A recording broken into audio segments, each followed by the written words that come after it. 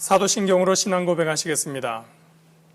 전능하사 천지를 만드신 하나님 아버지를 내가 믿사오며 그 외아들 우리 주 예수 그리스도를 믿사오니 이는 성령으로 잉태하사 동정녀 마리아에게 나시고 본디오 빌라도에게 고난을 받으사 십자가에 못 박혀 죽으시고 장사한 지 사흘 만에 죽은 자 가운데서 다시 살아나시며 하늘에 오르사 전능하신 하나님 우편에 앉아 계시다가 저리로서 산자와 죽은 자를 심판하러 오시리라. 성령을 믿사오며 거룩한 공회와 성도가 서로 교통하는 것과 죄를 사하여 주시는 것과 몸이 다시 사는 것과 영원히 사는 것을 믿사옵나이다. 아멘. 오늘 함께 보실 말씀 신명기 27장 5절부터 10절까지 말씀입니다. 구약성경 302면에 있습니다. 구약성경 302페이지 신명기 27장 5절부터 10절까지 말씀입니다.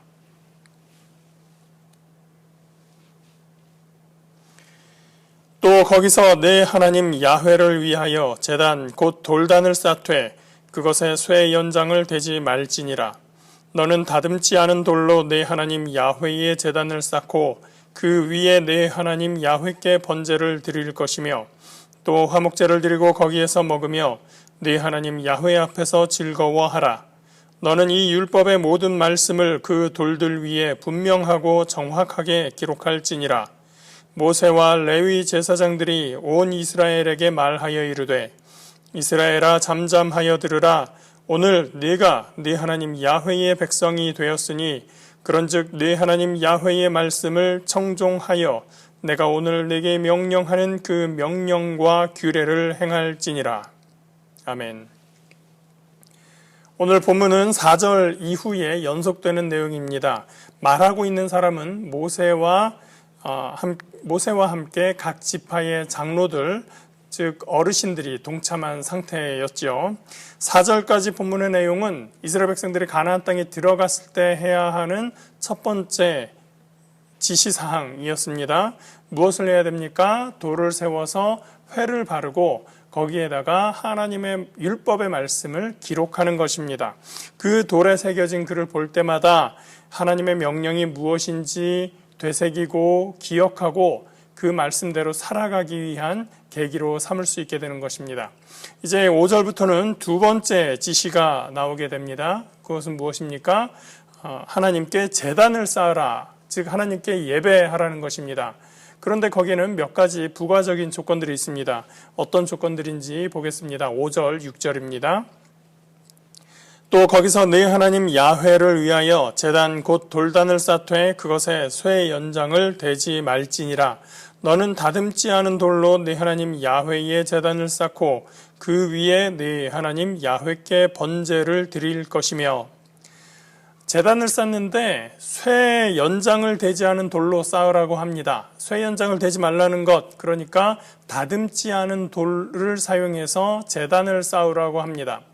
제가 군대에서 포병으로 근무를 했었는데 봄, 가을에 진지 구축, 진지 공사를 하게 됩니다. 그러면 그 진지가 있는 곳, 포를 놓는 진지가 되는 것이죠. 그 진지에 가서 그 주변에 큰 돌들을 가져다가 그 흙과 돌만 사용해서 작업을 하게 됩니다.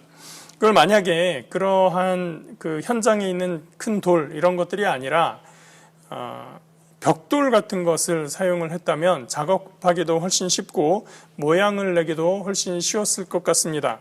대신에 비용이 좀 더 들었겠죠. 벽돌을 만들어야 되고 또 시간이 더 들었을 수도 있습니다. 벽돌을 굽고 그것이 굳어지는 그 시간을 기다려야 하기 때문이죠. 다듬지 않은 돌과 다듬은 돌, 이 두 가지의 돌을 각각 사용할 때에 차이점이 있을 겁니다. 모세와 장로들은 왜 다듬지 않은 돌을 사용하라고 하는 걸까요? 첫 번째 이유는 그 방식을 사용했을 때 그 결과물의 모양이 그리고 크기가 한정적일 수 있습니다. 다듬지 않은 돌을 사용할 때 만들 수 있는 모양이 크게 다양할 수가 없다는 것이죠. 그러나 그 자리에서 즉각적으로 제단을 쌓을 수 있는 방법이 됩니다. 돌을 다듬게 되면 돌의 모양을 내가 원하는 방식으로 만들 수 있게 됩니다. 그럼으로써 제단뿐 아니라 큰 건물까지도 세울 수 있을 만큼 그 크기와 모양이 다양한 구조물을 만들 수가 있습니다.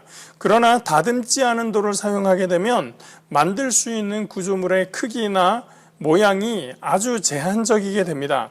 이스라엘 백성들은 요단강을 건너는 즉시 돌을 사용해서 제단을 쌓아야 했는데 잘 만들기 위해서 벽돌을 굽거나 혹은 장인들을 사용해서 돌을 깎거나 하는 그러한 시간을 들이지 않고 있는 모양 그대로의 돌을 가져다가 제단을 사용하여 예배에 임할 수 있게 되는 것입니다. 예배를 위해서 준비할 외적인 모양을 최소화함으로써 우리의 관심을 우선적으로 먼저 하나님께 집중할 수 있게 되는 것입니다. 두 번째는 다듬은 돌로 제단을 쌓고 신전을 쌓는 것, 신전을 건축하는 것이 가나안 종교의 풍습이었기 때문입니다. 특히나 이 쇠 연장은 철기 시대, 철기 문명의 도구입니다. 출애굽을 하던 이스라엘 백성들은 청동기 문화의 사회였었습니다. 쇠 연장으로 돌을 다듬어 성전과 계단을 쌓는 것이 가나안 종교의 관습이었었다는 측면을 고려한다면 쇠 연장을 쓰지 말라라고 하는 것은 가나안 종교의 형식을 따르지 말라라고 하는 의미가 되는 것입니다. 특히 건축을 하고 장식을 하다 보면 잘 만들고 싶어집니다. 크고 화려하고 장식이 많을수록 더 좋은 것을 바쳤다는 상징이 되면서 이 건물이 신앙의 증표가 되는 것입니다. 다듬지 않은 돌을 사용하면 투박해집니다. 큰 건물을 짓고자 하는 욕망을 실현할 수가 없습니다. 건물의 모양과 크기로 신앙의 크기와 깊이를 표현할 수 있는 시도를 무산시키는 방법이 되는 것입니다. 세 번째로 다듬지 않은 돌은 구조물이나 건축물을 만든 사람의 자랑이 되지 않는 효과가 있습니다. 제단이든 신전이든 사람의 노력이 들어갑니다. 누군가의 지시에 의해서 건축을 하게 되고 어떤 장인이 설계를 하고 실행을 합니다. 그러면서 사람의 이름이 들어가게 됩니다. 로마의 바티칸 성당은 누가 만들었느냐? 그 돈을 어떻게 만들었느냐? 파리의 개선문을 누가 만들었느냐? 어떤 설계자가 만들었느냐? 돈은 누가 됐느냐? 이러한 것들이 남게 되는 것입니다. 다듬지 않은 돌로 제단을 만들면 그런 것들의 의미가 없어집니다. 모세가 지시를 했던, 여호수아가 명령을 했던 그 제단의 모양이 매우 한정적이고 뻔한 모양의 제단이 되기 때문에 특별하지 않습니다. 모세가 드러나지 않고 여호수아가 드러나지 않는 것입니다. 어떤 설계자나 어떤 건축자가 드러나지 않고 다 특별하게 되지 않습니다. 평범하기 때문입니다. 그러므로 다듬지 않고 있는 그대로의 돌을 사용하게 되면 하나님께서 만드신 것을 하나님께 그대로 드림으로써 인간적인 욕망과 성취의 결과로서의 예배가 아니라 온전히 하나님만이 높임받으시는 예배가 되는 것입니다. 사람들 앞에서 나의 이름을 남기는 것보다 더 중요한 것은 하나님 앞에서 그 예배자가 참된 예배자가 되는 것입니다. 그렇게 쌓은 제단에서 드리는 예배는 두 종류입니다. 6절에서는 번제를 드리라고 하고 7절에서는 화목제를 드리라고 합니다. 번제는 그 제물의 모든 부위를 완전히 소각해서 하나님께 드리는 제사입니다. 화목제는 그 제물의 내장과 지방만을 따로 빼서 하나님께 태워서 올려드리고 나머지 고기가 될 만한 부분은 제사장과 이웃과 함께 나누어 먹는 제사입니다. 7절 말씀 보겠습니다. 또 화목제를 드리고 거기에서 먹으며 네 하나님 야훼 앞에서 즐거워하라. 제단 앞에서 음식을 먹으며 야훼 하나님 앞에서 즐거워하는 것이 화목제입니다. 즉 모세가 명령한 제사는 번제로서 하나님께 온전히 드리는 제사와 함께 화목제로 백성이 함께 즐기는 화목제가 되는 것입니다. 우리의 예배는 하나님만을 향하는 것이 아니라 제단 앞에서 우리 형제, 자매, 우리의 이웃이 함께 즐거운 제사인 것입니다. 이 즐거움이라고 하는 것은 웃음, 기쁨 그런 것만을 뜻하지는 않습니다. 왜냐하면 우리 인생에는 슬픔과 괴로움도 있기 때문입니다. 그런 이웃들의 삶을 공감하고 그 아픔을 함께 나누는 것 또한 화목제물을 나누는 것이 됩니다.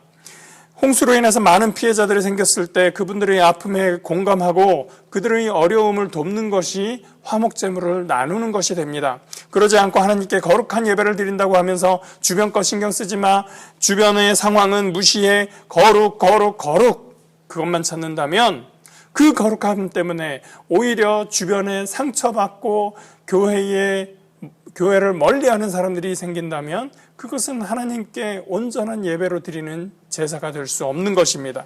하나님의 법칙은 항상 하나님과의 관계에 더해서 이웃과의 관계를 고려하는 것입니다.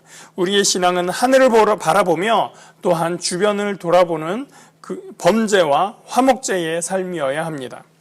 하나님의 계명과 율례는 그렇게 되어 있는 것입니다. 그것을 상기시키기 위해서 3절에서 말씀하셨던 그 지시하였던 것을 8절에서 다시 한번 말하고 있습니다. 너는 이 율법의 모든 말씀을 그 돌들 위에 분명하고 정확하게 기록할지니라. 이 기록의 목적은 무엇입니까? 9절과 10절에 있습니다. 모세와 레위 제사장들이 온 이스라엘에게 말하여 이르되 이스라엘아 잠잠하여 들으라. 오늘 네가 네 하나님 야훼의 백성이 되었으니 그런즉 네 하나님 야훼의 말씀을 청종하여 내가 오늘 네게 명령하는 그 명령과 규례를 행할지니라. 이 율법을 돌에 기록하고 그 돌을 세워놓은 곳에 올 때마다 백성들이 낭독하여 얻어지는 효과는 하나님의 백성이 되었음을 기억하고 하나님께서 자기 백성에게 말씀하시는 그 말씀에 합당한 삶을 살아가기 위한 것입니다.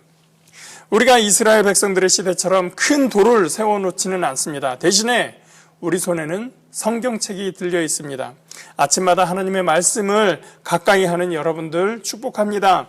날마다 하나님의 말씀을 상기하며 그 말씀에 합당하게 살아갈 때 하나님께서 기뻐하시는 주님의 백성들의 삶이 될 줄 믿습니다. 함께 기도하겠습니다. 좋으신 하나님 감사합니다. 이스라엘 백성들이 하나님의 약속하신 그 땅에 들어갔을 때 그들이 하나님의 말씀을 기억하며 또한 하나님께 예배하는 자의 모습으로 서게 되는 것을 우리가 봅니다. 하나님, 그 제단 앞에서 우리가 온전히 하나님께 집중하기를 원합니다. 나의 이름이 드러나고 나의 명성이 이웃에게 높아지는 것이 아니라 하나님의 이름이 높임 받으시고 하나님께 집중하는 우리의 예배가 될 수 있도록 인도하여 주시옵소서. 그리고 주님의 말씀 따라서 우리가 하나님을 바라보며 또 이웃을 향하여 우리의 관심을 놓치지 않는, 그래서 주님을 기쁘시게 하고 이웃이 함께 즐거워하는 예배가 될 수 있도록 인도하여 주시옵소서. 무엇보다 주님의 말씀을 깊이 묵상하며 그 말씀 따라 살아가는 하나님의 백성들을 다 될 수 있도록 주님 인도하여 주시옵소서. 감사드리며 예수 그리스도의 이름으로 기도합니다. 아멘. 하늘에 계신 우리 아버지여, 이름이 거룩히 여김을 받으시오며 나라가 임하시오며 뜻이 하늘에서 이루어진 것 같이 땅에서도 이루어지이다. 오늘 우리에게 일용할 양식을 주시옵고 우리가 우리에게 죄 지은 자를 사하여 준 것 같이 우리 죄를 사하여 주시옵고 우리를 시험에 들게 하지 마시옵고 다만 악에서 구하시옵소서. 나라와 권세와 영광이 아버지께 영원히 있사옵나이다. 아멘.